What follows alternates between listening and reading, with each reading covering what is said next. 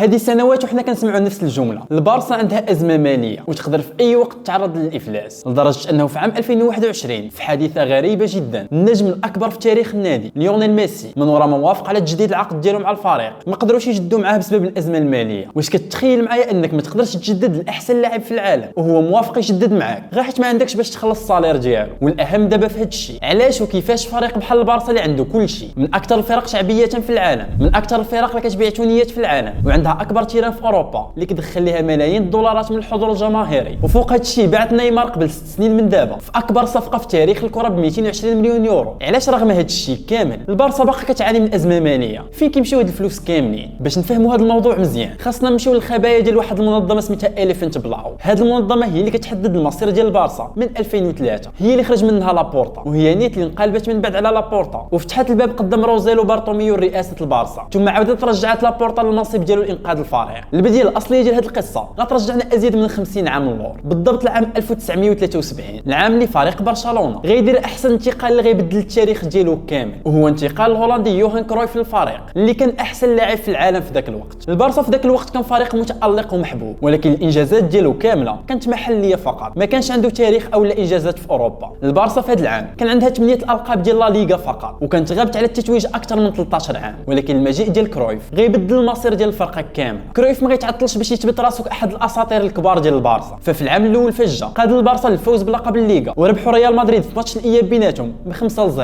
كرويف كلاعب بقى في البارسا 5 سنين، مده قصيره ولكن قدر يحفر فيها سميتو في التاريخ ديال البارسا. ولكن الانجازات الاكبر ديال كرويف في البلاوغرانا غيبداو من وراء 10 سنين من الرحيل ديالو كلاعب، بالضبط في عام 1988 فاش غيرجع للفريق، ولكن هذه المره كمدرب ديالو. كرويف في هذا العام خلق حرفيا افضل فريق ديال الكره في التاريخ، فريق ما كيتقهرش وكيلعب الكره الشامله. لكن انت ما حضرتيش لهذه الفتره اللي جا فيها كرويف، فبزاف ديال المحللين كيقولوا ان نسخه البارسا مع غوارديولا من عام 2009 هي نسخه طبق الاصل ديال البارسا مع كرويف، حتى الستيل ديال اللعب هو نفسه، الكره الشامله، الاستحواذ والضغط العالي لاسترجاع الكره. هذا الشيء خلى البارسا تربح 4 القاب ديال لا ليغا متابعين من عام 1991 ل 1994، وتربح اول لقب ديال دوري ابطال اوروبا في التاريخ ديالها في عام 1992. كرويف هو الشخص اللي عطاه هويه للبارسا والستايل ديال اللعب ديالها، وهو اللي خلاها تتحول من فريق محلي كيمثل كاتالونيا لاحد اكبر الفرق واكثرهم جماهيريه في العالم كامل. من الانجازات الكبيره ديال كرويف ايضا هو انه زاد الاهتمام بالاكاديميه ديال البارسا لا ماسيا، وكان كيشوف ان الجيل القادم ديال فريق برشلونه خاصو يكون انتاج 100% ديال الاكاديميه ديال الفريق، هكا غتقدر تطلع فريق متفاهم مع بعضياته، حيت اللعابه غيكونوا سنوات هما كيلعبوا مع بعضياتهم، وفي نفس الوقت اللعابه غيكون عندهم انتماء حقيقي للفريق. وفوق هذا الشيء كامل هاد اللعابه غيتقاموا عليك الخاص بزاف، حيت انت اللي مطلعهم من الاكاديميه ديالك بلاصه ما تشريهم هما في عز التالق ديالهم. وطبعا النتائج ديال هذا المشروع على المدى البعيد كانت تاريخيه. تصور انه في عام 2010 لا ماسيا ولات اول اكاديميه ديال الكره في التاريخ تخرجوا منها 3 المرشحين النهائيين للبالون دور اللي هما ميسي، شافي وانيستا. وفي العام اللي قبل البارسا ربحت السداسيه التاريخيه بفريق كتكون من 7 اللعابه من اصل 11 متخرجين من لا ماسيا، والمدرب ديالهم كان هو بيب غوارديولا اللي حتى هو براسو متخرج من لا ماسيا. القيمه السوقيه ديال الفريق كامل في ذاك العام كانت توصل ازيد من 300 مليون يورو، اكثر من 70% منها ديال اللعابه ديال لا ماسيا. دابا نرجعوا للسؤال ديالنا، كيفاش الفريق اللي وصل لهذا الشيء كامل يكون دابا غارق في الديون وكيعاني من ازمه ماليه؟ الجواب كاين في واحد المنظمه سميتها إليفنت بلاو، الفيل الازرق. في عام 1997 واحد الجروب ديال المحاميين ورجال الاعمال في كاتالونيا داروا اجتماع مغلق بيناتهم استمر لمده ساعات. هذا الاجتماع هو اللي غيبدل المصير ديال البارسا للابد. هذه المجموعه ديال الناس كانوا كيشوفوا ان الرئيس ديال البارسا في ذاك الوقت خوسي لويس نونيز ما كانش كفء باش يشد هذه المهمه، وخاص ضروري يتم الاستبدال ديالو. وفي وسط هذا الجروب بدا كيبرز النجم ديال واحد المحامي باقي شاب عنده 35 عام سميتو خوان لابورتا، ومع تصاعد الشعبيه ديالو لابورتا ولا هو القائد ديال هذه المجموعه واخا كان اصغرهم سنا، وسموا هذه المجموعه ديالهم إليفنت بلاو، الفيل الازرق. إليفنت بلاو خطوا بشكل دقيق وعبقري للانقلاب على نونيز، وهذا الشيء من خلال الاتصال باعضاء النادي واحد بواحد واقناعهم بالتمرد عليه. هذا البروسيس اللي كندويو عليه